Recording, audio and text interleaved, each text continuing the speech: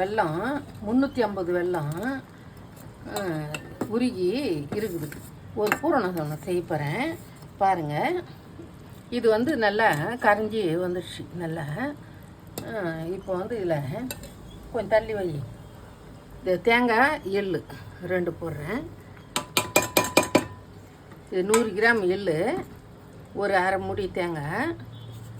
இதில் வந்து வேர்க்கடலை 100, ஒற்றைக்கடலை ஒரு 100 கிராம் போட்டு பவுட்ரு பண்ணி வச்சுருக்கேன்.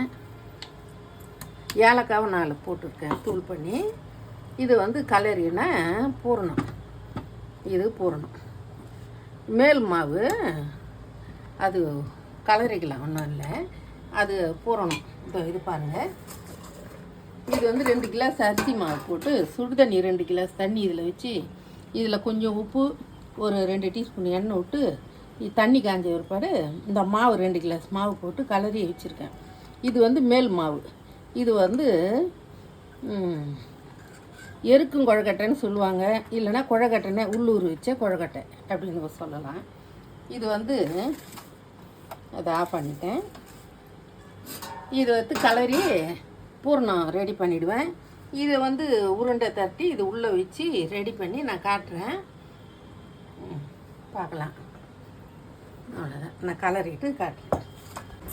போடுவேன். இது பூரணம், இது மாவு அரிசி மாவு தண்ணியில் வச்சு செய்துட்டு இதை கலரி 2 வச்சுருக்கேன். இதை பிடிச்சி வச்சுருக்கேன். இது எப்படி செய்யணுன்னு அதை இது மாதிரியே நல்லா தட்டியாக எடுத்துகிட்டு இதை பாருங்கள். இதை இப்படி வச்சு இப்படி செய்யலாம், உள்ளே வச்சு அப்படி உருண்டை மாதிரியாக செய்துக்கலாம். இது மாதிரியாகவும் செய்யலாம். நமக்கு எப்படி வருதோ அப்படி செய்துக்கலாம். இந்த இப்படி வச்சுட்டோம்னா ஒரு சோமாஸ் மாதிரியே வரும். இது போல் செய்தோம்னா உருண்டை மாதிரியே உருண்டை பிடிச்சி வைக்கலாம். இது சரியாக வரல, அதனால் இது போல் உருண்டை பிடிக்காமல் இது போல் வைக்கிறேன். கரெக்டாக வருது, எப்படி வருதோ வரலாம். இந்த பாருங்கள், இப்படியும் வைக்கலாம், இது போல் செய்யலாம், உருண்டையாகவும் செய்யலாம். நமக்கு எப்படி வருதோ அப்படி செய்து இதை ஆவியில் வச்சு எடுக்கணும்.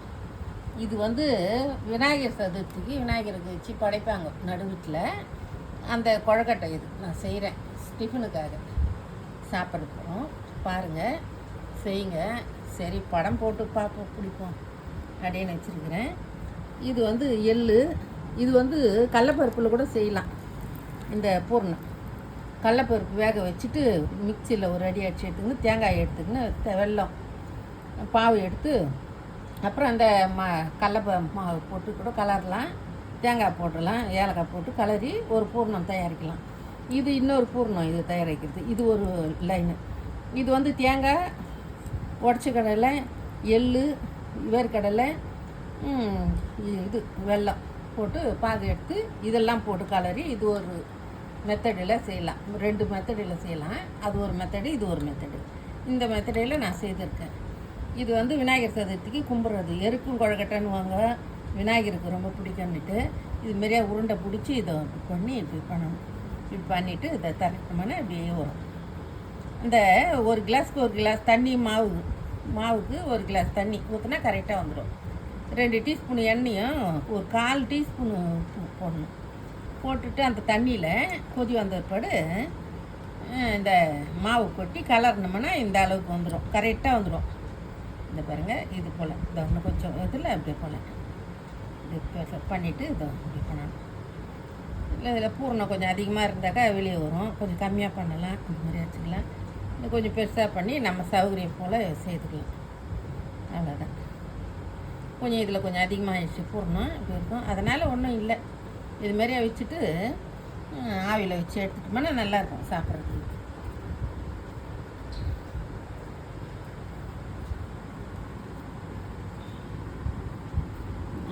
இது ஆவியில் வச்சு எடுத்து காட்டுறேன் பாருங்கள்.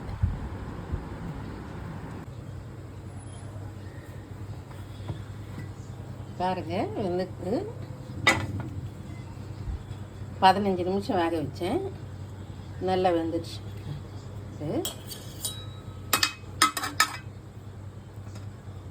பாருங்கள், வெடிப்பு கொடுக்கு பாரு, வெடிச்சிச்சு, நல்லா வெடித்து வெந்துருக்குது. இதுதான் கொழக்கட்டை, பூரண கொழக்கட்டை. இது பேர்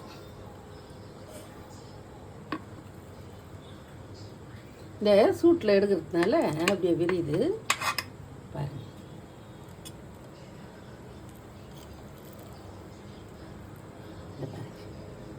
அது உள்ள எடுத்து சாப்பிட்டோம்னா அவ்வளோ டேஸ்ட்டாக நல்லா இருக்கும். அருமையாக செய்யுங்க பாருங்கள்.